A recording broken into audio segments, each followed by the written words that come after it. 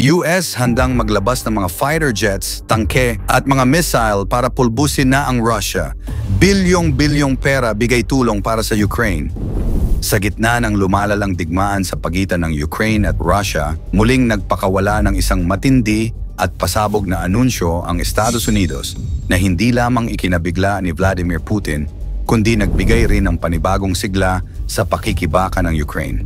Sa harap ng mga sabwatan at hidwaan sa politika, nagbigay ang Estados Unidos ng napakalaking tulong militar na nagkakahalaga ng $8 bilyong, bagay na kinatakutan naman ng Russia. Noong Setyembre 26, 2024, opisyal na inaprubahan ni Pangulong Joe Biden ang bagong aid package sa ilalim ng mabilisang pag-aproba ng Kongreso ng Estados Unidos. Ang timing ng donasyong ito ay hindi basta-basta. Ito'y naganap kasabay ng pagbisita ni Ukrainian President Volodymyr Zelensky sa Washington na nagpakita ng lumalalim na relasyon ng dalawang bansa. Malinaw na ipinakita ni Biden na hindi niya hahayaan ang anumang pagkaantala, lalo na't papatapos na ang fiscal year ng Amerika noong Setyembre 30. Sa ganitong paraan, nasiguro ng Estados Unidos na matatanggap ng Ukraine ang tulong bago magtapos ang budget cycle.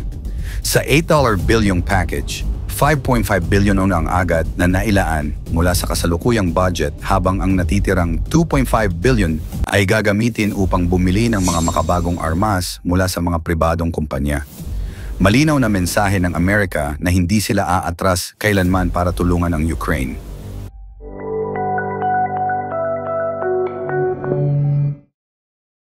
Paano nakakaapekto ang presidential drawdown? Sa ilalim ng mekanismong tinatawag na Presidential Drawdown Authority, PDA, may kapangyarihan ang Pangulo ng Estados Unidos na agad kumuha ng mga kagamitang militar mula sa inventory ng US Department of Defense. Ibig sabihin, hindi na kailangan pang dumaan sa mahaba at komplikadong proseso ng pag-aproba ng Kongreso o ng iba pang ahensya ng gobyerno. Ginagamit ito upang mabilis na matugunan ang mga pangangailangan ng mga kaalyado sa panahon ng kagipitan o digmaan. Sa konteksto ng Ukraine, ginamit ni Pangulong Biden ang mekanismong ito ng 55 times upang mabilis na maipadala ang mga kinakailangang armas at kagamitan. Ang mga ito ay tugon sa tinatawag ng Russia na Special Military Operation na nagresulta sa pananakop at madugong digmaan sa Ukraine.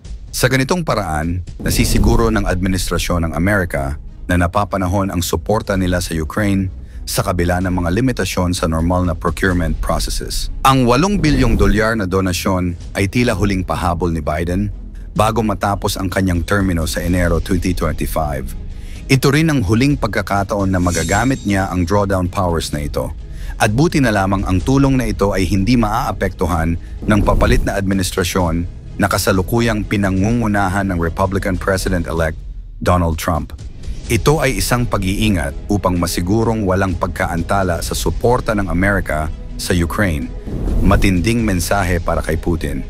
Bakit isang malaking dagok ito kay Putin? Sa pamamagitan ng drawdown na ito, maaasahan ng Ukraine ang mabilisang pagdating ng mga armas at kagamitang pangdigma. Hindi na kailangan pang maghintay si Putin ng pagbabago sa estratehiya ng US dahil sa bagong administrasyon. Bukod dito, nagbigay ang Amerika ng malinaw na suporta sa tinatawag na Victory Plan ni Zelensky. Sa plano na ito, iprinisinta ni Zelensky ang kanyang estratehiya upang tuluyang pabagsakin ang Russia. Bagamat hindi agad natanggap ang kanyang hiling na direktang maging miyembro ang Ukraine ng NATO, maraming plano pa rin ang ibibigay na tulong ng Estados Unidos. Isa na rito ang pagbibigay ng mga makabagong armas tulad ng Tomahawk cruise missiles at Joint Standoff weapons. Ang JSOW ay isang game changer para sa Ukraine. Ang mga armas na ito ay may kakayahang maabot ang mga target hanggang 70 milya ang layo. Taglay nito ang makabagong teknolohiya ng GPS at infrared navigation na nagbibigay ng mataas na antas ng accuracy sa bawat pagsalakay. Sa tulong ng JSOW, makakaganti na ang Ukraine sa mga devastating glide bombs ng Russia na nagpapahirap sa mga syudad tulad ng Kharkiv noong Mayo 2024. Hindi lamang ito tungkol sa pagkakaroon ng mga armas, kundi sa estratehikong pagbaligtad ng sitwasyon. Ang Russia na umaasa sa Soviet-era bombs na may glide kits ay maaaring mapilitan sa depensibang posisyon kapag nakatanggap ang Ukraine ng sapat na JSOW. Bukod sa mga missiles, malaking bahagi rin ng tulong militar ang pagsasanay sa mga Ukrainian pilots para sa F-16 fighter jets. Bagamat hindi pa direktang nagbibigay ang Amerika ng mga F-16, dumagsa na ang mga ito mula sa mga bansang Europeo tulad ng Denmark at Netherlands. Ang unang 6 na F-16 ay dumating noong Agosto 2024, habang 65 hanggang 85 pang eroplano ang nakatakdang dumating. Ang combination ng F-16s and Patriot missiles ay isang bangungot para kay Putin.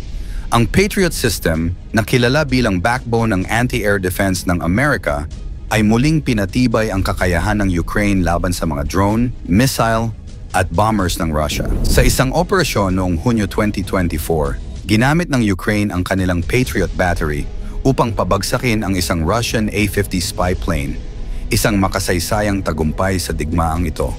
Pagpapalakas ng Amerika sa produksyon ng armas ng Ukraine.